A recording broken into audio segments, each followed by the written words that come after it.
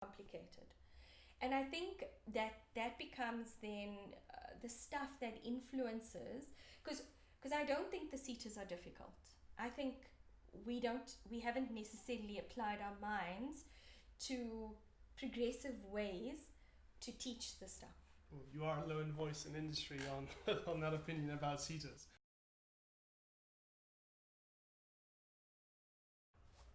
So I think the debate with academies, I think, has happened in every company I've worked with. And sort of my caveat to it is always ask yourself, well, what is your strategy? Because when you get into the discussion on whether you are going to set up an academy, it will be, well, how long do I want my learning and development strategy to go? So if we look at some of the benchmarks in South Africa around academies, who were setting up academies since 1994, sometimes before that, you're looking at Hewlett, Sugar and Mondi. They've probably had the oldest academies, and before it became a topical issue. And I think what I've realized with my experience is people can debate it, but I think you've got to ask yourself, is it cost effective? So some very practical and pragmatic questions. Is the cost impact, the people resource aspect of it, and then what is your commitment to putting people through learning and development? And I think if you can answer those three questions, you find yourself at a point where you say, well, there's academies, which is the sort of first prize, but there's also being registered as a service provider for training, which is kind of the next sort of level.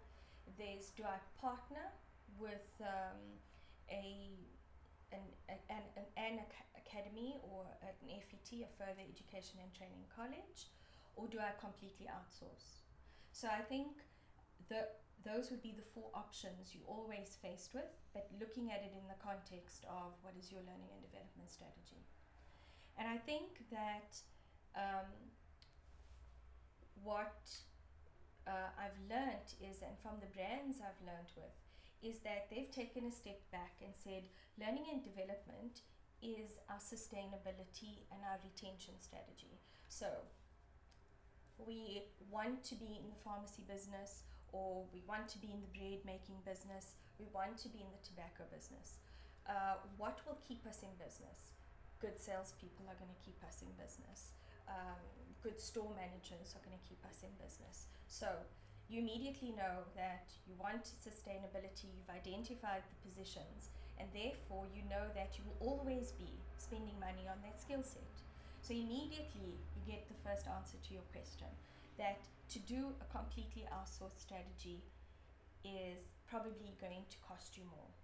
Yes, you can partner, so partnering becomes something different, where I think most companies start with complete outsourcing, and then they are under pressure from the finance department to say, well, how can you reduce this cost?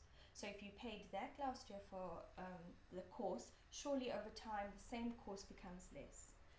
I think the risks for business with complete outsource strategy is the debate around intellectual property and who owns it continues. And at some point, the outsource partner has got the competitive advantage, and they can always take it away and they can start to sell it, and then you aren't their only client.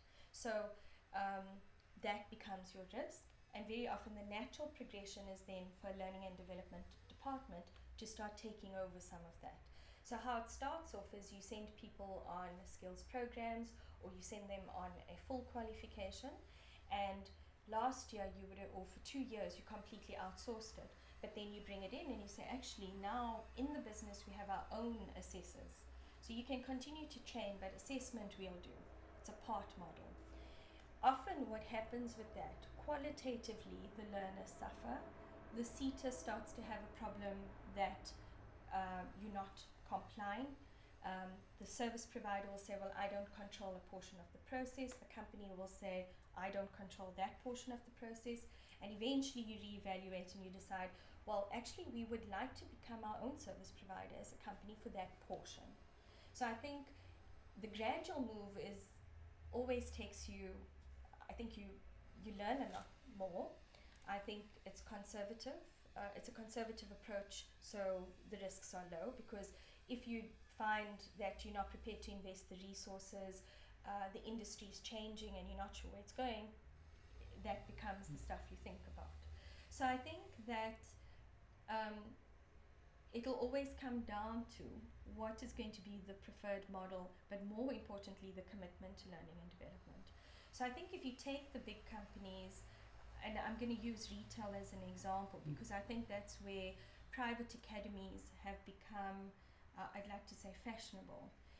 It's because I think retail have realized that it's the same stuff, and it's worth them actually becoming a proper academy. They've got control over the content. They can adapt that content. They've got trainers who, especially if they've been there for a long time, can add value to those processes, and can be easily integrated back into the business. So they can make cross-functional moves to not just stay in training, but be reintegrated only to go back, which adds value to the quality of training you're getting. And I think the South African legislation has actually encouraged companies to register academies. And I think with intention, because of the transformation agenda. I think it's how you view it. So what I would say is, if people look at employment equity, the BBBEE, the skills development, those three pieces of legislation, I think the fundamental supports they have to it are the levies and the grants, mandatory and discretionary. And if you look at the move in discretionary, it serves your purpose if you've got your own academy. The next thing is the tax legislation. So we've had 5 to 8 years where the rebates on skills programs and learnerships are in place. Companies have not actually optimized it, but the ones who have optimized it have seen massive rebates, which impacts the bottom line immediately. So I think if your HR or learning departments are not close to the legislation and how it actually empowers businesses and encourages them to register their own academies, then they wouldn't see the full benefit. It'll also become a hard sell, because if you had to go to business and say, we want 5 million to set up our own academy with our own resources, and we are going to pay for skills programs, and we might get only our mandatory grant back, most senior management teams are going to sit back and say, not a chance. Actually, you're a cost center, and the first place they'll cut will be learning and development. But if you go to them and you say, so we want to do this, it's our investment, and we will try to optimize the rebate system, and we will try to strategically align with mandatory grants and sit with the CETA and say, well, how do we become a serious player in our sector? Because that's where mandatory grants go to.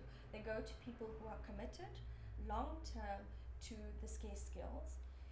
And what you start to see is people who are starting to take their employment equity and BBBEE aspects genuinely seriously, who actually are not saying, oh, I want to do it because I want a better score. They're saying, actually, I am genuinely interested in how I can get Black disabled talent into my business. So I want to start talking about how to leverage an academy to do that, because where the basic education systems and the higher education systems might be failing to provide us with people from designated groups, when you register your own academy, you have leverage to start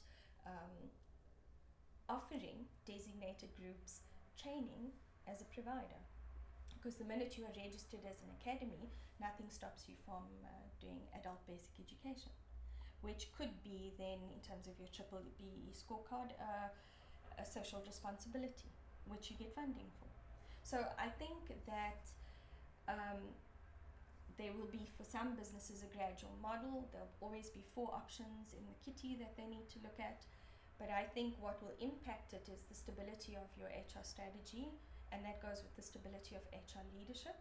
So if you have lots of change and uncertainty in that, then an initiative like starting an academy can be one that business just sees as a cost, and you're not going to get right.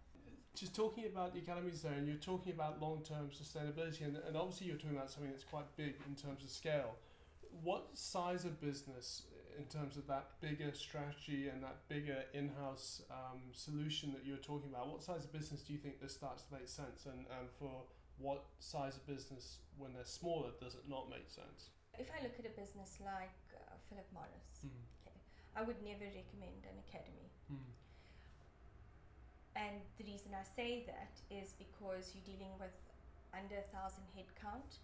You're dealing with the manufacturing portion only being under 300, which for me is small. We know that the industry is what we call a stick market, or electronic cigarettes. We know that the raw product is becoming an automated industry. So we know that the learnerships, which are the full qualifications, are in the next 5 years, and we know the landscape is changing, is not going to work for them. However, if you had to say to me, we didn't have electronic cigarettes and the stick market is not moving to Tanzania where it's cheaper, and we were going to do it here, I'd say actually for a labor force of